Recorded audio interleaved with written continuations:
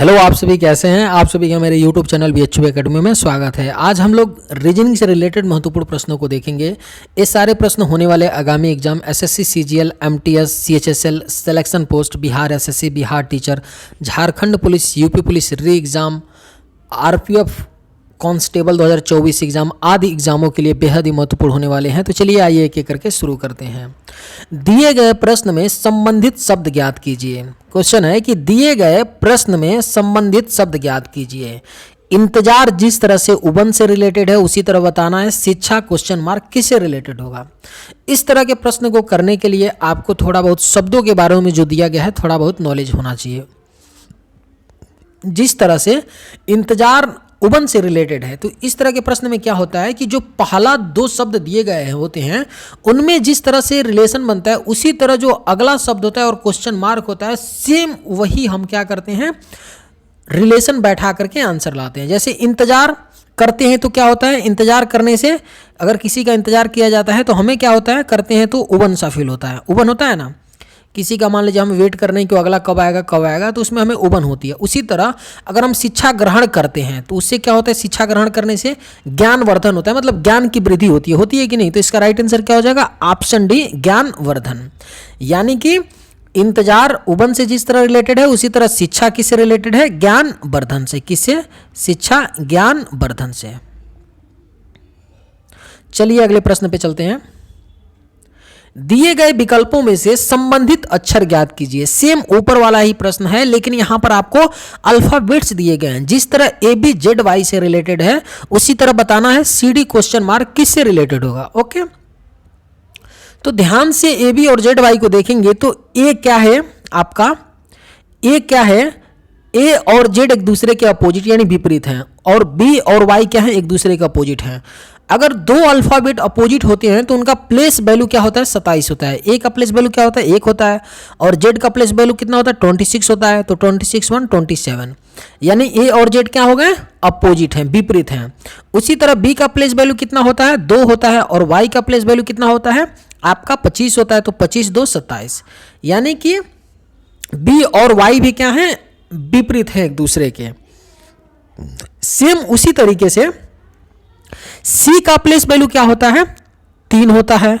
3 में क्या ऐड करेंगे, 27 होगा, 24 ऐड कर देंगे। 24 किसका प्लेस वैल्यू होता है, X का होता है ना, X का। उसी तरह D का प्लेस वैल्यू कितना होता है, 4 होता है। 4 में कितना ऐड करेंगे कि 27 होगा, 23 ऐड कर देंगे। 23 किसका प्लेस वैल्यू होता है, W का। तो हमारा राइट आंसर क्या हो जाएगा, XW। किस ऑप्शन में है, ऑप्शन C में। और ये प्लेस वैल्यू क्या होता है, प्लेस वैल्यू अभी तभी से मैं बोल रहा हूं कि प्लेस वैल्यू, अल्फाबेट टोटल कितने होते हैं, 26 होते हैं। ABCDE इसी तरह Z तक जाता है। तो प्लेस वैल्यू किसी भी अल्फाबेट का क्या होता है, अगर मैं B का प्लेस वैल्यू पूछूं, B का प्लेस वैल्यू क्या होगा, तो अल्फाबेट में किस नंबर पे B आता है, दूसरे नंबर पे आता है, बिल्कुल। तो B का क्या है, प्लेस वैल्यू 2 है। उसी तरह E किस नंबर पे अल्फाबेट में आता है, 5वें नंबर पे आता है। तो E का प्लेस वैल्यू क्या हो जाएगा, 5 हो जाएगा। इसी तरह Z क्या होता है, अल्फाबेट में कौन से नंबर पे आता है, तो 26वें नंबर पे आता है। तो Z का प्लेस वैल्यू क्या हो गया, 26 हो गया। और अपोजिट क्या होता है, विपरीत हम लोग क्या यूज करते हैं, क्या विपरीत क्या होता है, जैसे A का भी मैंने बोला आपसे विपरीत Z होता है। जब आप क्या करिए, कुछ मत करिए, ABCD इस तरह करते करते डॉट डॉट डॉट आप यम तक लिख लीजिए। ओके, यम तक लिखने के बाद फिर क्या करिए, यहां से इसके नीचे लिखिए, यम के बाद नीचे NOP dot dot dot dot dot यहाँ Z। ओके, इस तरह से अल्फाबेट आप लिख लेंगे तो देखेंगे ये Z के नीचे आएगा, यम यन के नीचे आएगा, और आपका YB, यानी इस तरह से ये अपोजिट बन जाते हैं। A Z के अपोजिट हो गया, B Y के अपोजिट हो गया, और यम यन के अपोजिट हो गया। चलिए अगले प्रश्न पे चलते हैं। लेकिन सिंपल आप लोग ये याद रखिएगा ना कि अगर दो अल्फाबेट अपोजिट हैं तो उनके प्लेस वैल्यू 27 होते हैं। दिए गए प्रश्न में संबंधित संख्या ज्ञात कीजिए। सेम ऊपर वाला ही दोनों प्रश्नों के जैसा है, लेकिन यहां पर क्या है, संख्या दे रखा है। जिस तरह 23 13 से रिलेटेड है उसी तरह 54 किससे रिलेटेड होगा हमें बताना है। तो देखते हैं, 23 13 कैसे हो सकता है? अगर -10 हम कर देते हैं 23 में से तो 13 आ गया। उसी तरह 54 में से हम क्या करें? -10 कर दें तो क्या आ जाएगा? 44। और 44 किस ऑप्शन में है? ऑप्शन सी में है। तो हमारा राइट आंसर क्या हो जाएगा? ऑप्शन सी हमारा राइट आंसर हो जाएगा। चलिए अगले प्रश्न पे चलते हैं। उस आकृति को चुनिए जो अन्य से भिन्न है। ऑड इवन वाला क्वेश्चन है। हमें बताना है चार ऑप्शन में 4 आकृतियां दी गई हैं, उसमें से एक कौन सा भिन्न है चारों में से, और 3 एक दूसरे से रिलेटेड है। चलिए ऑप्शन ए को देखते हैं।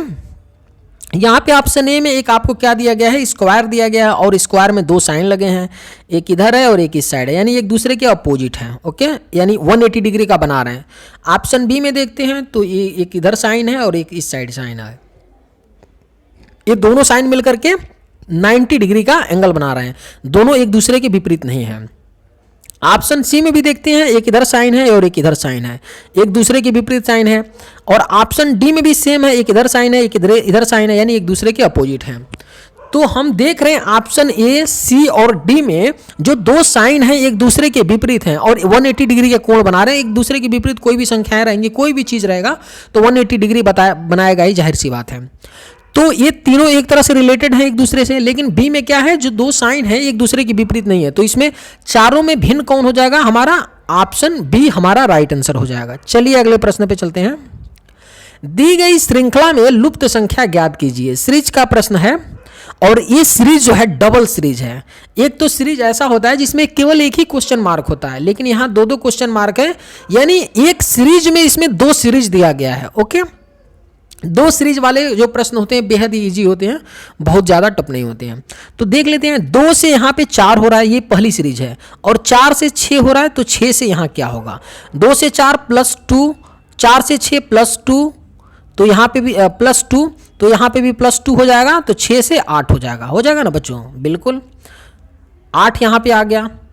और 15 से 12 अगली सीरीज को देखते हैं। 15 से 12 हो रहा है, यानी कि -3 हो रहा है, और 12 से 7 हो रहा है, यानी -5 हो रहा है। तो यहाँ पे क्या होगा? 3 5, तो 7 में से -7 होगा। क्यों?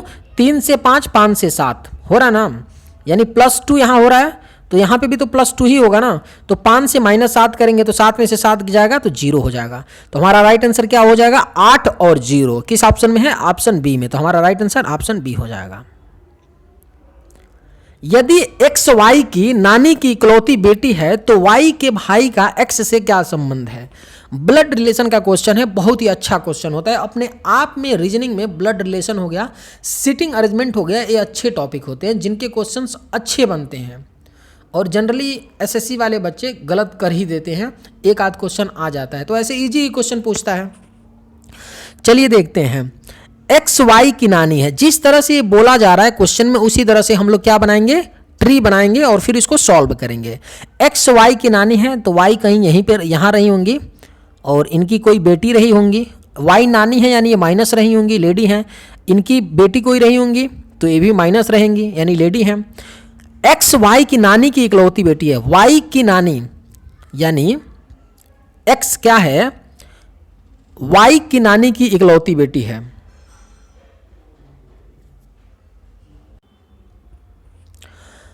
एक्स क्या है? वाई की नानी की इकलौती बेटी है। यहाँ पे कहीं ना कहीं वाई रही होंगी, इनकी नानी बना लेते हैं। इनकी माताजी यहाँ रही होंगी और इनकी माताजी की माताजी रही होंगी यहाँ पे, बिल्कुल। तो ये निगेट माइनस में रहेंगी क्योंकि इनकी माताजी हैं। यदि x क्या है? y की नानी, y की नानी, नानी मतलब निगेटिव, नानी की इकलौती बेटी है, यानी इनकी इकलौती बेटी x है, ठीक है। तो y के भाई, तो y के भाई, y का भाई बना लेते हैं यहाँ पे। y के भाई यानी y के भाई का x से, यहाँ पे भाई रहेंगे तो प्लस रहेंगे। भाई का x से क्या संबंध है? x से संबंध बताना है y के भाई का। तो जाहिर सी बात है कि x क्या है? y की मम्मी है, और ये भाई बहन दो, ये लोग भाई बहन दोनों लोग हैं। इनका जेंडर क्लियर नहीं है y का, ये बहन भी हो सकते हैं भाई भी हो सकते हैं, यानी ये भाई बहन दोनों होंगे, ठीक है। अब ये क्या है? भाई हैं। तो x इनकी क्या लगेंगी? x की। तो y के भाई का x से क्या संबंध है? वाई के भाई जो हैं एक्स के क्या लगेंगे, बेटा ही तो लगेंगे ना, ये इनकी मम्मी है तो ये क्या लगेंगे, बेटा। तो राइट आंसर क्या हो जाएगा हमारा ऑप्शन सी, बेटा। चलिए अगले प्रश्न पे चलते हैं। नीचे दिए गए प्रश्न में सही वेन आरेख ज्ञात करें। वेन डायग्राम का क्वेश्चन है। स्तनधारी, कौवा, गाय, ये 3 शब्द दिए गए हैं। 3 शब्द से हम क्या वेन डायग्राम बना सकते हैं, इसका राइट आंसर कैसे निकालेंगे। चलिए वेन डायग्राम बनाते हैं। अगर हम यहां पे सबसे पहले स्तनधारी बना लेते हैं, ठीक है, और इसके अंदर गाय, गाय जो होती हैं क्या होती हैं, स्तनधारी होती हैं। गाय, सभी गायें क्या होती हैं, स्तनधारी को मैं ऐसे रिलेट कर रहा हूं, दिखा रहा हूं। सभी जो गाय होती हैं स्तनधारी होती हैं। यहाँ कौवा को मैंने सी से डिनोट किया, क्रो। जो कौवा होते हैं स्तनधारी नहीं होते हैं, लेकिन जो गाय होती हैं स्तनधारी होती हैं। तो हमारा कुछ डायग्राम इस तरह से बनेगा। किस ऑप्शन में इस तरह का डायग्राम है, ऑप्शन बी में। तो हमारा राइट आंसर क्या हो जाएगा, ऑप्शन बी। चलिए अगले प्रश्न पे चलते हैं। एक ही पासे की 3 अलग अलग स्थितियों को दर्शाया गया है। 4 दर्शाने वाले फलक के विपरीत फलक पर आने वाली संख्या ज्ञात करें। बेहद ही लाजवाब प्रश्न है। एक आप लोग यहाँ पे बात नोट करिएगा, अगर वो पॉइंट नोट किए रहेंगे तो इस तरह का प्रश्न कभी भी आएगा तो आप लोग तुरंत करके 1 सेकंड में निकल जाएंगे। 4 दर्शाने वाले फलक के विपरीत फलक पर आने वाली संख्या बतानी है, ठीक है। पहला डाइज है, सेकंड डाइज है और थर्ड डाइज है। तीनों डाइज को एक बार ध्यान से आप देखिए और एक चीज ये नोट करिए कि किस डाइज में जो दो संख्याएं हैं किस डाइज में कॉमन है। पहले में 4 5 3 है, दूसरे में 3 5 2 है और आपका तीसरे में 2 5 1 है। तो पहले और दूसरे डाइज को हम एनालाइज करेंगे तो देखेंगे कि पहले डाइज में 5 और 3 है ना, और दूसरे डाइज में भी 5 और 3 कॉमन है कि नहीं। दूसरे डाइज में भी 5 और 3 आपके क्या हैं। पहले और दूसरे डाइज में 5 3 है कॉमन। तो जो बाकी 2 संख्याएं बच गई 4 2, वो एक दूसरे के अपोजिट होती हैं। तो हमसे पूछा है 4 दर्शाने वाले फलक के विपरीत फलक पर क्या होगा, तो हमारा राइट आंसर हो जाएगा ऑप्शन सी। इस बात को एक बार और आप लोग समझिएगा मैं क्या बोल रहा हूं। अगर 2 डाइज दी गई हैं और उन दोनों डाइज में 2 संख्याएं कॉमन हैं, तो जो तीसरी 2 संख्याएं होती हैं अलग अलग, वो ऑटोमेटिक एक दूसरे के विपरीत होती हैं। ओके, तो यहाँ पे 5 3 था, यहाँ भी पहले दूसरे डाइज में और पहले डाइज में 5 3 कॉमन था, और बच गई पहले डाइज में 4 और दूसरे डाइज में 2। तो ये ऑटोमेटिक क्या होंगी, एक दूसरे के विपरीत होंगी। इस पॉइंट को आप लोग नोट करिएगा। चलिए अगले प्रश्न पे चलते हैं। कौन सा विकल्प नीचे दिए गए शब्दों का सार्थक आरोही क्रम दर्शाएगा। चलिए इसको करते हैं। ये कैसे करेंगे हम लोग, सबसे पहले इस तरह के प्रश्न को करने के लिए जितने भी शब्द दिए गए हैं उनको आप लोग 1-2 बार पढ़िए। जैसे सजा है, जेल है, गिरफ्तारी है, अपराध है, फैसला है। तो 1-2 बार आप लोग पढ़ेंगे तो तुरंत पता चल जाएगा कि ये किस बात से, यहाँ पे कहानी क्या चल रही है, किस चीज़ से सारे शब्द रिलेटेड हैं। तो यहाँ हम देखते ही हमको समझ में आ गया गिरफ्तारी हो रही है, अपराध कर रहे हैं, यानी कहीं ना कहीं झगड़ा झंझट से मैटर है। तभी तो झगड़ा करेंगे तो पुलिस आएगी, हमें गिरफ्तार करेगी तो सजा सुनाया जाएगा तो जेल होगा, यानी ये ऐसा कुछ क्रम चल रहा है। तो नहीं, एक बार पढ़ने पे समझ में आया तो 2 बार आप पढ़ेंगे सारे शब्दों को तो समझ में आ जाएगा। यानी ये क्लियर हो गया कि ये किससे रिलेटेड है, झगड़े झंझट से रिलेटेड है, और उसी से जो जुड़े हुए शब्द होते हैं उन्हीं को हमको अरेंज करना है। तो सबसे पहले क्या होगा, हम लोग क्या करेंगे, कोई भी क्या करेगा, अपराध करेगा 4 नंबर, तभी तो उसकी गिरफ्तारी होगी 3 नंबर, बिल्कुल। और जब गिरफ्तारी हो जाएगी तो उसको क्या होगा, उस पर फैसला सुनाया जाएगा। जज साहब फैसला कुछ सुनाएंगे। जब जज साहब फैसला सुनाएंगे तो क्या होगा, सजा देंगे कुछ की 2 साल 3 साल का सजा, यानी 1 नंबर। और सजा जब दे देंगे 2 साल का, 10 साल का, 5 साल का, तो हम जेल चले जाएंगे। तो हमारा राइट आंसर क्या हो जाएगा, 435-12। किस ऑप्शन में है, ऑप्शन सी में 435-12। यानी क्या होगा, पहले अपराध करेंगे, फिर गिरफ्तार होंगे तो फैसला सुनाया जाएगा, तब सजा होगा, तब जेल जाएंगे। चलिए अगले प्रश्न पे चलते हैं। कथनों को पढ़े और दिए गए विकल्पों में से निष्कर्ष चुने। सिलॉक्स का क्वेश्चन है। सिलॉक्स के क्वेश्चन 1-2 आते ही हैं, बेहद ही महत्वपूर्ण टॉपिक है। कथन दिया गया है, कुछ कमीजें बिस्किट हैं, कोई बिस्किट पुस्तक नहीं है। और निष्कर्ष बताना है कथन के अनुसार कि जो 2 निष्कर्ष दिए गए हैं आपके सही हैं कि नहीं। तो इस तरह के प्रश्न को करने के लिए सबसे पहले आपको डायग्राम बनाना होता है। जैसे यहाँ बोला गया है कुछ कमीजें बिस्किट हैं, हम बना लेते हैं। यहाँ पे क्या करते हैं, कुछ कमीज को मैं के से डिनोट कर रहा हूँ और बिस्किट, कुछ कमीजें क्या हैं, बिस्किट। बिस्किट को मैं बी से डिनोट किया। ओके, कोई बिस्किट पुस्तक नहीं है, कोई भी बिस्किट क्या है, पुस्तक नहीं है, पुस्तक को मैंने पी से डिनोट किया।